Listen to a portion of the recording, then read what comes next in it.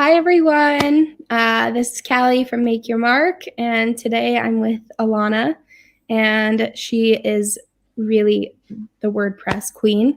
I'm going to let her introduce herself. I'm even sparkling.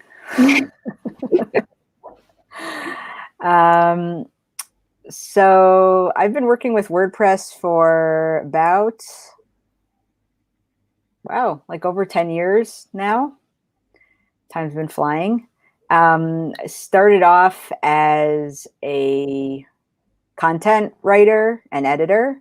That was how I got my start in WordPress because I have a background in journalism. And then I found that people were asking me to do things besides just update the content. They would like run into a bug and they'd ask me like, oh, can you fix this too? And then I found that I could probably earn more money if I could help people with the technical aspects of things in addition to the content. So I started researching that a bit more. And I also learned more and more about kind of the development side of things and learned a bit of HTML, a little bit of CSS. And I worked in various jobs where I used WordPress, sometimes a little more, sometimes a little less. And in 2014, I opened IRG Websites, which started up as a web development company, but I pivoted after a little while towards WordPress troubleshooting and specialized in maintenance plans, troubleshooting, custom updates, and that sort of thing. And just a year ago, IRG Websites joined Illuminea, a leverage IT company. That's where I work today, and I manage also the maintenance, troubleshooting side of things, everything that happens after a website launches. So this is maintenance, this is backups, this is SEO, accessibility, adding chatbots, adding Facebook pixels, all these things that people are asking about in order to improve their website once it's live.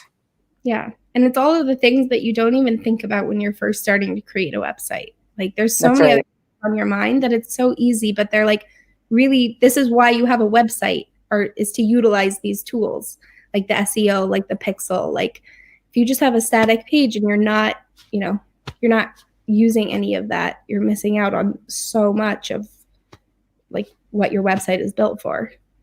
Right, exactly. It's a tool to get you towards some goal. So you really have to always kind of have that in mind. People get to get very wrapped up and excited about the tools and like, oh, should I use, MailChimp? Should I use Constant Contact? Or should I use that? It's like, okay, but what is it that you're trying to do? That's always the question. Right. Okay, so we'll jump in. What goes into website maintenance? So WordPress website maintenance consists of a few main things. First of all, it's the WordPress core files themselves. WordPress releases a few minor updates about once every 1 or 2 months. And then every so often, there are more significant updates. So recently, the significant update would be to WordPress 5.6. And then there'll be like small updates like 5.6.2 and so on that'll come out every now and then. So that's just WordPress itself. The theme that the WordPress website is running on, which gives it most of its style and function. Mm-hmm. And plugins. Now, this is a bigger deal depending on the number of plugins that your website is running. Some can have upwards of 50 plus plugins, and then inevitably, every time you log into your website, you say, oh, there's another plugin update. And sometimes it can be third-party software as well. But those are the three main things that have to be updated on the WordPress website. And then going hand in hand with that is regular backups. The frequency of backups depends on how active your website is and how often you're updating it. And optimization, making sure that there's good performance, that pages are loading quickly. And let's see, backups, software, and security. Yeah. That's a big Yeah. one with WordPress. It's open source, so that means that the code is available to everyone, developers, but unfortunately also the bad guys. Mm-hmm. So what do you say to, there's a lot of people when, like, especially when they're first starting their website, that it's like, well, should I really like invest in website maintenance? Because like, is it going to be worth my money? I feel like people think like sometimes like I should just wait until it breaks and I should reach out then. But what would you say is the main, um, like the main reason why you need to invest in that from the beginning? So it's a legitimate question, and I understand why people ask that question, especially smaller businesses with limited budgets. Mm-hmm. And it's really kind of like an insurance. Your website is a valuable asset for your business. So you have to ask yourself, okay, well, if your website crashed tomorrow, what would you do? How big of a deal would it be to really start over? Or could you start over? Or like, do you have a backup, and could somebody actually restore it? Like, what would be, like, imagine the worst case scenario and decide, is that something that you can live with? I mean, some people legitimately, the answer for them is, it wouldn't be that big of a deal. I have a really simple website. And to them, I would say, yes, you should probably not be paying somebody to maintain your website. But for a lot of people, they'd say, oh my gosh, that would be horrible. No, this is really valuable to me, and it's really worth investing. Mm-hmm. Because again, like, thinking about it like insurance, it's like, okay, you're paying some money and nobody likes paying that money, but then you have the peace of mind knowing that at least you're covered. Yeah, for sure. Okay, so what do you say WordPress versus other CMS systems like Wix or Squarespace, Right. Shopify? So when people are considering their options, I think it's also important to distinguish between WordPress.org, which is the websites that I mostly deal with, which is, again, this open source self-hosted WordPress. And that means that you're downloading a group of files from WordPress, and you have to find a host for them to connect it to the web, and you need to connect it to a database. And that's different actually than WordPress.com. You can go to WordPress.com and you can start setting up a website for free, kind of like Wix, but it's with that kind of WordPress interface for somebody who's familiar with it. And WordPress.com is like a closed system where, yes, there are plugins and there's all sorts of things that you can add onto it, but then you don't have to concern yourself with the maintenance, the hosting, et cetera, because you're kind of in a closed system. So first, I guess it's kind of, just, I think that's important to understand, because people will say WordPress and then and they have to understand, okay, well, which kind of WordPress? Really, it comes down to how much do you see yourself growing within this website? And I say this website because the truth is, every 5 years, give or take, in some industries less, and in some industries maybe a bit more, you're going to be redoing or renewing your website to add different functions, to have a more updated design, an updated code base, and so on. So how much is your website going to need to change? How much are you growing within that time frame? If it's something that's kind of small, it's going to stay kind of static, then you probably could get away with something that's a little bit easier to deal with, like Wix or like Squarespace. And then you need, well, some people do manage to be self-taught and kind of set themselves up with WordPress. A lot of people find that they get kind of stuck, and then they find that it doesn't offer the options that they need. Then they need to hire a developer. So if you need something kind of simple and you're going to stay simple, then maybe Wix, maybe Squarespace. Where WordPress really shines is its extendability. And I'm talking now about WordPress.org. It's because, again, it's the set of files that you're hosting. That also means that you could custom develop a plugin. You could custom develop a theme. You can really go custom in a lot of places that you couldn't otherwise. It has the benefit of a content management system to make it easy to update your content, but with the extendability of open source, where you can mess around with the code, but you're not building a website completely from scratch. Right. So it's kind of like, how much are you really going to customize? You need to think about like all the different functions that your website might have. Sometimes people have come to me and they've said, oh, my Wix website, it works great, except it doesn't integrate with my accounting system. Like, that's a big but. So, and then if it doesn't, then you need to find, a way around that. Yeah. Which you can't in a closed system. Yeah. And again, it's like all of these like integrations isn't something that somebody's thinking about necessarily when they're first starting it up. Like, you kind of have to you have to know that that's a question that needs to be asked. Like, what are the systems that need to integrate into this website, and where is the data going? And, like, how are you actually using anything that's gathered here? And I think a question is also who's going to be updating the website, and what are their capabilities as well. Yeah, for sure. Okay, how can I make my WordPress website more secure? So security is a big problem for WordPress websites for the reasons that I mentioned, like that it's open source, the plugins are available to the public, the core files are available to the public, and so there's kind of this cat and mouse game where a security patch will be released, but then hackers can find other loopholes around it. So the main thing that I would say is, again, sort of like an insurance policy, is if you have daily backups, or if it's a site that's being updated like all the time, you could even invest in ongoing backups. Then I should say ones that are stored off of your server.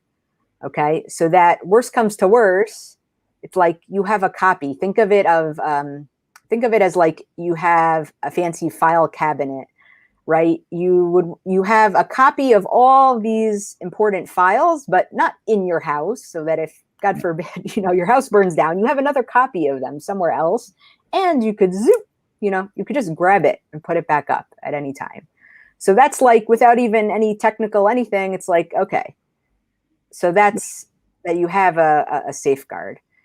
Now, in terms of actually, putting the locks on itself, there are several plugins that are very helpful. The one that I've been going to lately is WP All-in-One Security. And you can find that in the WordPress plugin repository. Like, if you're in the dashboard and you go to plugins and then click Add New, look for WP All-in-One Security. And the free version locks down websites pretty nicely. I've had a lot of success with that. One of the nice things that it offers, actually, there are two main features I would say are really great about it. One is brute force protection. A brute force attack is where a bot tries all sorts of different ways of guessing your password. So it'll just kind of bombard it with, thousands and thousands and thousands of different versions of likely passwords. If you can limit the login attempts, the number of times that a bot could guess in a certain amount of time where the user's locked out, that prevents a brute force attack. Another thing is you can also change the default WordPress login URL, because by default it's your URL /wp-admin, and you can change it to something else. So those are two main things that I like. It also adds firewalls. It can block spam bots, and it can kind of alert you about other vulnerabilities, and then you can kind of decide, where to take it from there. Awesome. How can I choose the best WordPress theme? Good question. Yeah, that's kind of a difficult question. It comes down to budget, and along with that, how much do you need custom design? Because there are themes out there that can really just take you all the way. You can just set everything up within the theme with a nice, easy, user-friendly interface, and then you don't have to know a line of code, and you can just kind of select, yes, I want the heading to be this size and this font and so on, and even in different screen sizes, you can just select how everything looks. The problem with these very highly customizable themes is they're very heavy and bloated full of a lot of code, because along with a lot of options comes the 95% of the options that you don't need, and then you sacrifice website speed and performance. So, I mean, the truth is, ideally, you have like a custom theme or something that's built on like a more of a framework, like a bare bones theme that's then tweaked to the styles that you need. Mm-hmm. But that's not accessible for everyone because of budget. So it's one of these it depends answers. What gets very overwhelming is going through, let's say, the theme forest repository, and you could just spend all day clicking through and clicking through and clicking through. It's Right. important to really do your due diligence if you're going with one of these pre-made themes to see that it offers everything that you want, because what I found is often you're kind of locked in, meaning that if you like the different kind of layouts that it offers, great. But if you like it, except for you would like the sidebar to be on the left and it only offers on the right, then you start customizing it, then you start sometimes running into some trouble. So you have to like really love it, or be flexible and say, okay, well, I don't care so much about all these little details. Right. And what do you think about all of the website builders? Is there one that you, or WordPress theme builders, like Elementor, like Divi, like Beaver Builder? Um, do you find those to be easier for people or more confusing? I think that for the end user, they sometimes can be more confusing, and it kind of depends what they want to do. If it's somebody who is just kind of adding some page content or writing blog posts, then Mm-hmm. yeah, getting them to kind of put everything in Elementor and Elementor blocks, or even the Gutenberg blocks for that matter, sometimes, which is like the new version of the basic WordPress interface. People can get kind of confused. So it really does depend on their needs. The ones that I think are the most versatile are probably, the truth is they're all very versatile, but the ones that we really have the most success with in terms of performance is Elementor. We've also started using Oxygen Builder. And what's really nice about that is it allows you to have greater control over what the content editor is and isn't able to do. Meaning we can hand it over to a client without kind of giving them access to all of the designs as well, which is good, because that way, if they're just updating a blog post, they can't, oops, by accident, like wipe out the heading style or something that, you know, they wouldn't normally be updating. It allows for a lot less user error. Yeah, I had that once where like there was a desktop header and a mobile header. One of my clients was just like, "Oh, I don't need this. This doesn't show up on my website," and just deleted the mobile header. Going in to like update a word, and she's like, "I don't know what I did," and I'm like, "It's fine. Like we can go back fix it." But it's just those little tiny things. Like you have no, and when you're in the back end, like they don't look the same as they do at all on once you see them. Right. It's very easy to make a mistake. The other nice thing about Oxygen Builder is it also has very good speed, very, very, very good page load times. We've been able to see like really excellent results. It's one of the lightest weight page builders out there. Awesome. Very cool. Very exciting. So that's a good question. How do I get my website to load faster? So this is another one of those it depends answers. The big thing is images.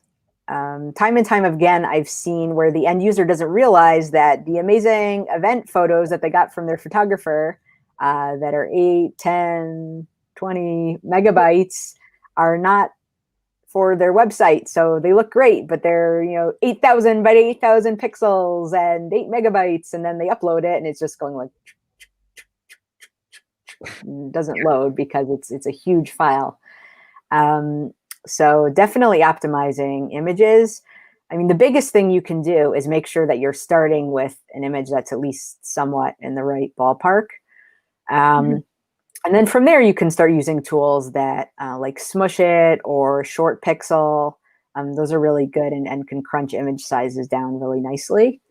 So that's the file of the size, and also the display of the image as well. You don't need a 2000 by 2000 image on your website if it's just displaying a 100 pixel by 100 pixel headshot. So images is a big thing. The host is also a big thing. People don't understand what they're getting for their hosting plans. They go with a cheap shared hosting plan. And then you're sacrificing security sometimes, as well as page speed. So then beyond that, you start often getting into things like the theme, if there are a lot of extra files. Sometimes plugins can cause bloat. And then all sorts of third-party scripts. If you're attaching also HubSpot and also Facebook Pixel and also, I don't know, running Google Ads, and you also have a chatbot, and you also have, what else do people have? Also a pop-up. I mean, like everything. I'm not saying don't use these tools. I'm just saying every little thing that you add to your website, everything is another script that needs to load. Right. And then it's optimizing as well, optimizing these scripts, making sure they load in a certain order, where possible, minimizing the files, and then you get into more technical elements there. But I would say on like a very basic level, make sure that everything that's on your site really needs to be there. Because anything you can get rid of will make your site more secure and load more quickly. So I'll just throw out 2 tools that are free that you can use to check your page speed. A lot of people know Google Page Speed, but it's not the be-all and end-all. Actually, a more useful tool is GT Metrics. It's like the letter G, letter T metrics with an X at the end. And Pingdom is also a useful tool. Awesome. And you can just go in and type in your URL, and it will give you your page speed, and it will also like tell you where some of the issues are. Yeah, exactly. And then you can see what's called a waterfall, where it'll show you all the different issues and how long it takes for each thing to load. So you can see like, where do I really need to focus on my attention? If the longest section of it is time to first byte, which then that means like how long it takes to even make the connection to the server, then you know, okay, you've got a hosting problem. If you see that fonts, something with fonts in the script is taking a long time to load, then you know, oh, maybe you have a really heavy fonts file. I mean, that can be another thing. If you're using, let's say, a Google font, don't upload every version of that font, every single weight, for instance. If you're using just 400 regular weight and maybe 700 for bold, and that's all you use on the sites, that's all you should upload. Don't have, every weight of the fonts, for example. Right. Okay, the last question, which seems to be everyone's question. How do I get better SEO? Well, you take this button I have here and you press it. You press the SEO button. Magic. Magic. Overnight. The big thing that I would say is ask this question when you're in the beginning stages of building a website. Unfortunately, a lot of people think of this as their website is launched or after their website is launched. And there's definitely things that you can do, but you're a lot more limited. And it's just sort of a shame because there are a lot of things that you could set up differently if you have a good search engine optimization strategy in place from the beginning and with the kind of content that you're going to be presenting on the site and the structure. All of that said, it comes down to really understanding what people are searching for in your target market and not being afraid to go for the long tail keywords. So that briefly is to take the example of a very competitive industry, not to try to target, let's say, diamond rings, but 1 carat blue diamond engagement rings or something like that, or in Israel, right? Then it's more like 7 or 8 words, it's location specific. The reason for this is people actually do type in much longer and more specific terms than you might think. And so that means you're really getting a very specifically targeted audience, and there's much less competition for these kind of longer strings of terms. And there's no way you're going to compete for, let's say, I don't know, I have a container of gum here. If you're a small company, you're not going to compete against, the large gum companies. But if you have something unique about your product, so maybe you could target for, I don't know, about a very specific kind of gum, or, can you walk and chew gum at the same time? Write a blog post about that. I don't know. Mm-hmm. Yeah, one of the best things I saw, it was from Yoast, and they posted a blog about how to pick your title for your blog. And it was just like, literally think about whatever your customer is Googling to find this post, and just make that like you have to get into the mind of your consumer, not necessarily be so obsessed on your product. Like you have to see the bigger picture and what they're looking for, while also, like you said, niching down and adding in where you're located or adding in the specific size. Yeah, and also it's really thinking about what sorts of questions are they asking. I think that's the key. What kind of information do they want to know? Well, thank you so much for being on tonight and sharing all of this knowledge with us. I have some great notes to take into the week. And if anybody has any questions, you can be in touch after. You can be in touch with me or Ilana, and I'll make sure to get the questions to her so she can get back to you. Sure. Thank you so much. Have a good night, everyone. Okay. Thank you.